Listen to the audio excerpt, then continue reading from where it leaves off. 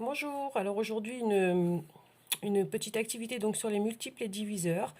Donc je vous demande donc sur cette fiche d'effectuer à la calculatrice ici 923 divisé par 7. Alors on peut l'effectuer aussi à la main, ça vous entraînera puisqu'on fait la division euclidienne. Mais pour ce travail, je voulais aussi vous montrer comment on utilise la calculatrice pour faire une division euclidienne. Donc on veut absolument le diviseur bien sûr qui est 7, mais aussi le quotient et le reste. Alors sur votre calculatrice, donc vous l'allumez bien sûr. Voici. Et en fait, ce qui va nous permettre de faire une division euclidienne, c'est cette touche qui est ici. Voilà. Ça peut être aussi 2 points avec un R majuscule sur les autres calculatrices. Donc si je veux faire 923 divisé par 7, je tape donc 923. Et au lieu d'utiliser la touche diviser comme d'habitude, je vais utiliser celle-ci. Alors regardez ce que ça donne sur l'écran. Voilà, ça fait le petit signe de la division euclidienne. Et donc par 7. Voilà. Qu'est-ce que vous obtenez? Eh bien, il est marqué Q égale 131, R égale 6. Q pour quotient et R pour reste. Donc ça veut dire que je peux écrire l'égalité que je vous ai écrite ici. Que 923, c'est 131, le quotient que j'ai sur ma calculatrice, fois 7, forcément le diviseur, plus 6. Donc je fais la même chose avec 8941 divisé par 12. À la calculatrice, je vous remontre une fois. Donc c'est 8941. Donc 8941. Ok. On n'utilise pas ceci, mais ceci, ici. Divisé. Et donc on demande par 72. Je fais exécute. Et donc quotient 124 reste 13. Donc ça veut dire que 8941 égale 124 fois 72 plus 13. Donc je ne vous montre pas pour les deux autres, mais donc à la calculatrice ou à la main, puisque là c'est des petites divisions avec un seul chiffre, hein, 216, ça va être égal à 8 fois 27 plus 0. Vous allez avoir 0 au reste. Et 111, eh bien on va trouver 111 divisé par 3. On va trouver que 111, ça fait 37 fois 3 plus 0. Donc ça, c'est des égalités que vous devez savoir écrire après avoir fait la division euclidienne. Moi, je vous dis, voilà, qu'est-ce qu'on dit de ces différentes écritures? On vous dit que 111 est un multiple de 3. Donc on regarde ici, l'égalité, et 111 est un multiple de 3. On vous dit que 216 est un multiple de 8. Donc c'est cette égalité ici. Quand on a ça, on dit que 216 est un multiple de 8. 923 n'est pas un multiple de 7. Et 8941 n'est pas un multiple de 72. Donc sur ces deux égalités, en fait ici, j'ai pas le multiple de 7 et ici, j'ai pas un multiple de 72. Eh bien, la question qu'on se pose, c'est quelle est la différence entre ces deux premières égalités où on nous dit qu'il n'y a pas de multiple et ces deux suivantes ici? Si vous regardez globalement, hein, on l'observe très bien, c'est qu'ici, on a un reste qui est égal à 0. Donc en fait, quand on veut donner une définition d'un multiple, on s'aperçoit qu'en fait, 216 est un multiple de 8, parce que 216 s'écrit 8 fois quelque chose, avec un reste, bien sûr, nul. Et que du coup, si ça s'écrit 8 fois quelque chose, le reste de la division par 8 sera égal à 0. D'accord? Alors que là, 923, ça s'écrit 7 fois 131, mais il faut rajouter 6. Donc, quelque part, si vous voulez, si je devais regarder la table de 7, très très loin bien sûr, je ne trouverai pas 923. Alors que si je regarde la table de 3, au-delà bien sûr de 30, je vais pouvoir trouver 111. À un moment donné, il va être écrit 3 fois 37 égale 111 dans ma table de multiplication de 3.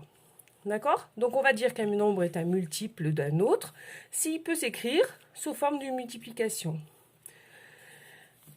Donc là, dans l'activité ici, on vous demande de trouver les multiples de 3. Et en fait, c'est tous les nombres que vous allez déjà dans un premier temps trouver comme résultat de la multiplication par 3. Donc c'est-à-dire quoi? 6, 9, 12, tous les nombres. Mais il faut aussi aller au-delà de votre table de multiplication, c'est-à-dire au-delà de 30. Les multiples de 10, ben vous les connaissez, tous les nombres qu'on va pouvoir multiplier par 10. 10, 20, 30, 40, etc. Multiple de 14, ben 14, et puis 14 fois 2, ça fait 28. Donc je vous en donne quelques-uns, mais je vous mettrai une correction écrite. Donc par exemple, donc ici on a 10, 6, 9, 12, etc. 20, 30, 40, etc. Et ici, ben, 28 parce que c'est 2 fois 14.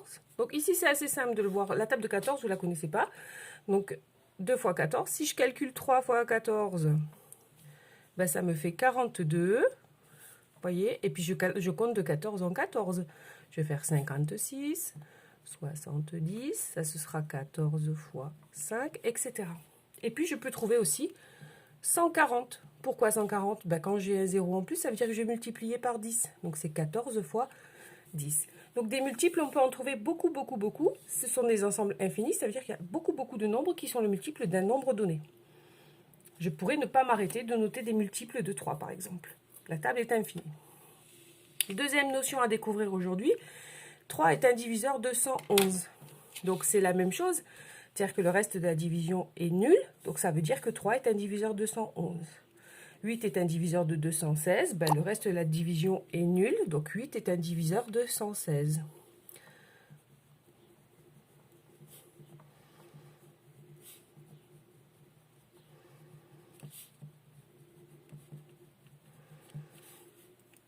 Donc, pour les diviseurs, la méthode est bien sûr différente.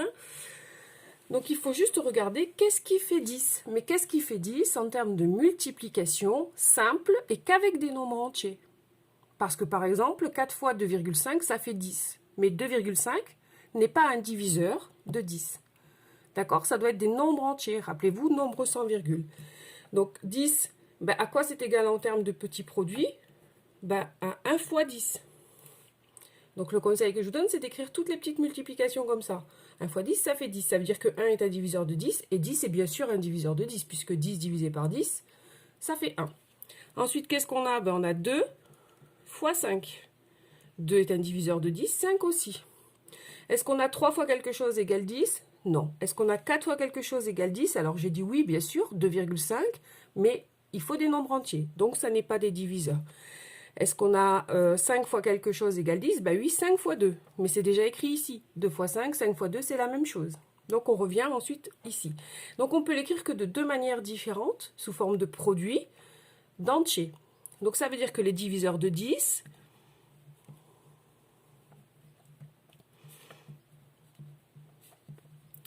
sont, alors on les écrit dans l'ordre croissant, 1, 2, 5 et 10. Alors, ça c'était un nombre assez petit, donc peut-être un peu plus simple. On va faire les diviseurs de 45. Donc, normalement, les deux premiers, vous me les donnez facilement. Ce sont 1 et 45. 45 égale 1 fois 45. Ensuite, on cherche. Est-ce que ça peut être égal à 2 fois quelque chose? Ben, vous savez que si c'est fois 2, ça veut dire que ça va être un nombre pair. Est-ce que 45 est pair? Non. Donc, ça ne s'écrit pas 2 fois quelque chose. Est-ce que ça peut s'écrire 3 fois quelque chose? 3 fois quelque chose. Ben, comment je peux savoir? Ben, je vais faire la division. Alors, soit je la pose, soit j'utilise ma calculatrice, mais pensez que vous devez vous entraîner quand même sur la division.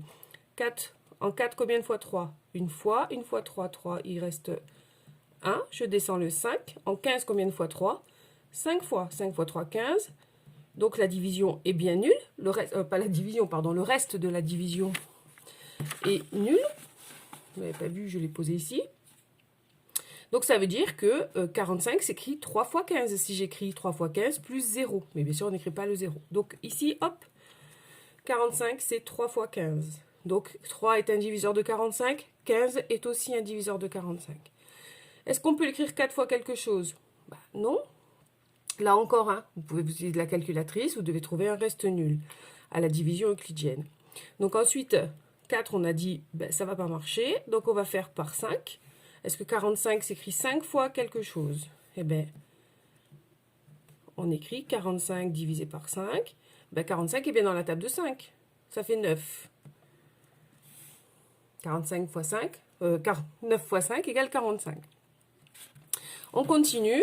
Est-ce que ça peut s'écrire 6 fois quelque chose?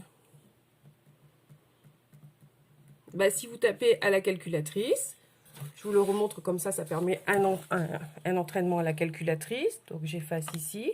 Je fais 45 division euclidienne par 6. Voilà ce qu'on obtient à l'écran.